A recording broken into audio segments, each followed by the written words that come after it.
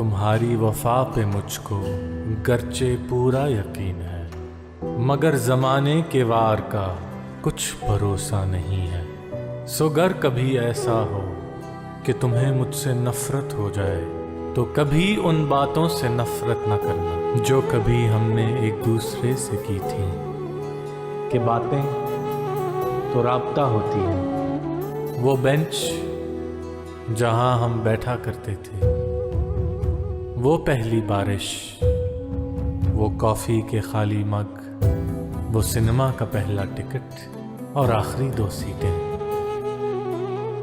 سب کو یاد رکھنا، کبھی ان سے نفرت نہ کرنا۔